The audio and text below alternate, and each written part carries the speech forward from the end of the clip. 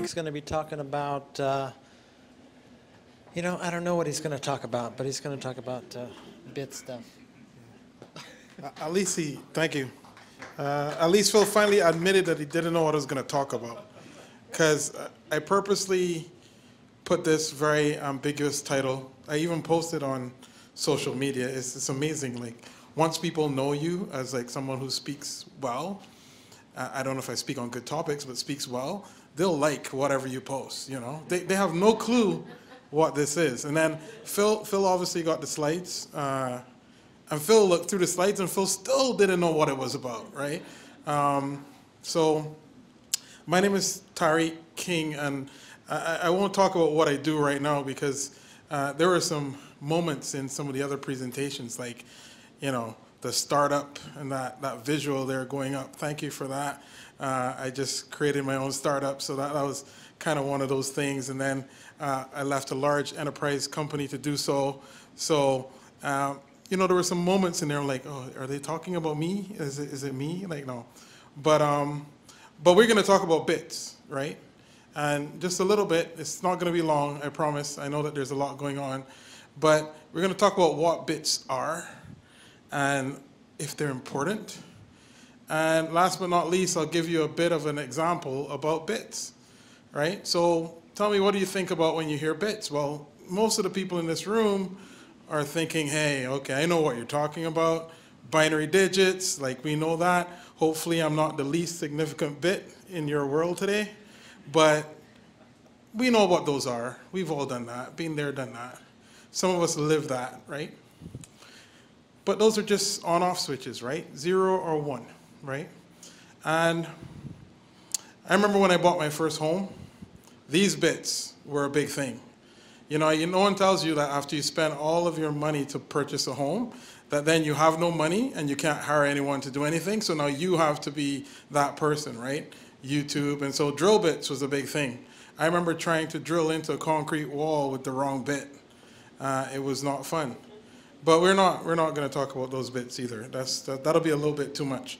For some of you, this is the bit that you have in your life, right? It's all about getting fit and not having the wrong, you know, thing going on, but not that either. So, you know, this is one of the most embarrassing things that happened to me recently. So I sent Phil, he asked me for a description for this 10-minute talk, and I've never written a description for a 10-minute talk. It's 10 minutes. Like, by the time you write the description, the talk is done, right? And then he's like, oh, I know what you're talking about, this whole bit thing, because that was the only thing you could tell from it. And he's like, oh, blacks in technology. I'm like, I didn't know if that was like a racial thing going on there or not. I couldn't figure it out, but I was like, I don't even know what you're talking about, which I was very, very ashamed of that. And then I looked up blacks in technology. Surely enough, it's a big thing, which is great. And then I see my friend, Stacy Kirk, did an article and did a talk. I'm like, oh man, I just really need to get up and get out more, right? But we're not talking about bits there either. So, all right, so what are we talking about? So I spent all this time talking about what we're not talking about. So we're very clear about that.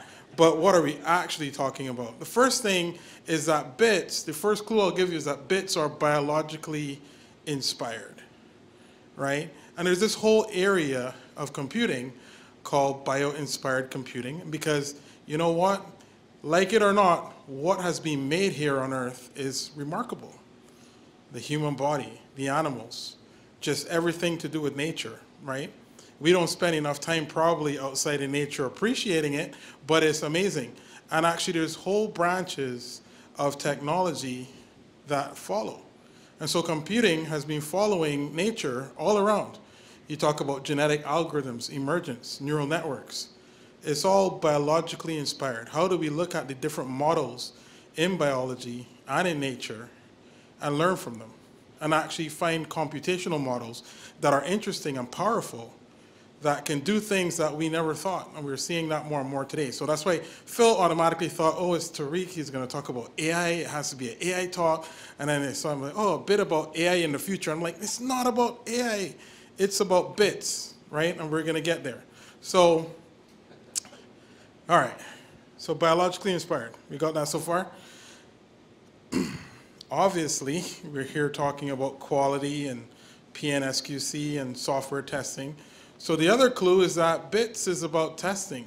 It's about software testing. And we heard a lot of different opinions, even in this short period of time, about this thing that we spend our lives doing. And that I always question, why did I choose this path, right? Because testing is hard.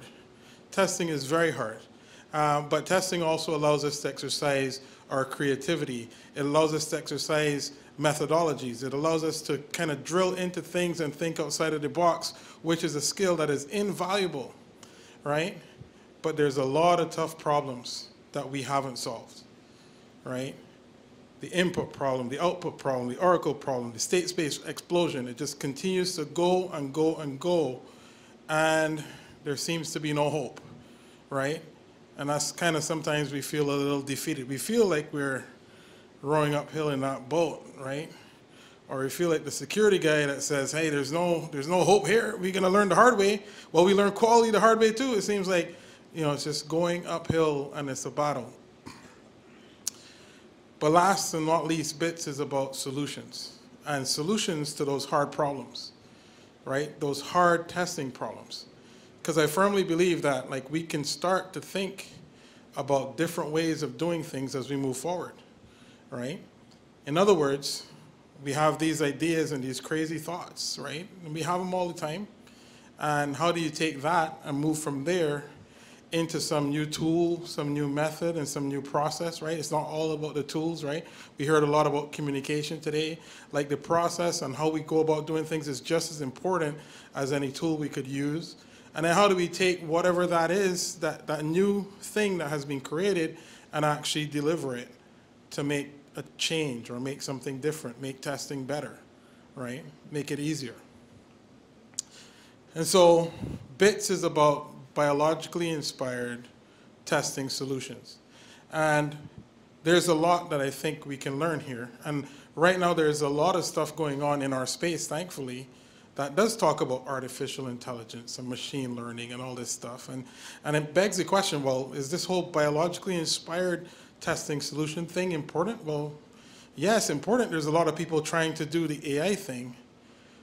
But I can tell you that BITS is more than AI and machine learning, right? Because AI and machine learning are very restricted and constrained to a particular field.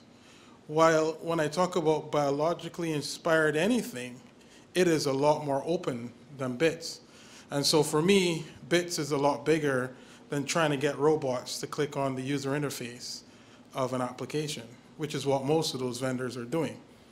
So I'll just leave you with one example to give you an idea of what I mean by BITS being bigger than, you know, these robots taking over, right? And so consider the human body, quite a miraculous thing. And, you know, the basic unit of the human body is the cell. And what does a cell do? A cell continuously works to keep you in equilibrium, right? In homeostasis. And one of the cool things about cells is that they're very dynamic, right? They continue to monitor and adjust and adapt as it sees fit. And it also has this wonderful property that it can heal or replicate to actually replace cells in your body that have been either permanently damaged or destroyed. And so one crazy thought that I had probably over 10 years ago was that this idea, this whole idea of the cells being able to adjust and adapt and monitor, well, I can apply that to computing. And I can not only apply that to computing, I can apply that specifically to testing, because other people were looking at other areas of computing, but no one was looking at testing, right? So we have our basic units being components in the system, and the components can continuously work to keep system in some state that is desired. And you can define some policy, right? That's your homeostasis, is that what the user wants defines that behavior that you want the system to continue pushing through and throughout as it functions. And each component is dynamic, continuously monitors and adjusts, right? And last but not least, the components can adapt or replicate themselves to replace damaged or defective components. In other words, we can build components in a system that are able to test themselves. And not only test themselves, they can adjust and adapt to the system as it goes.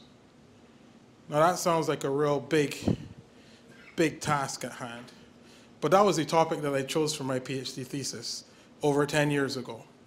And if I think about the state of technology then, and if I could do something so bold back then right now where we have a lot more technology, a lot more advances, there's gotta be bigger and better ideas out there. And so my challenge is to call for a bit of help on biologically inspired testing solutions and different ideas. Like, I hope that before the conference that you guys can help me fill this table with ideas, because there's a lot of technologies out there and a lot of proof of concepts applied to different areas, but we can leverage them for software testing. So that's my bit about bits, and that's the end of it. Thank you.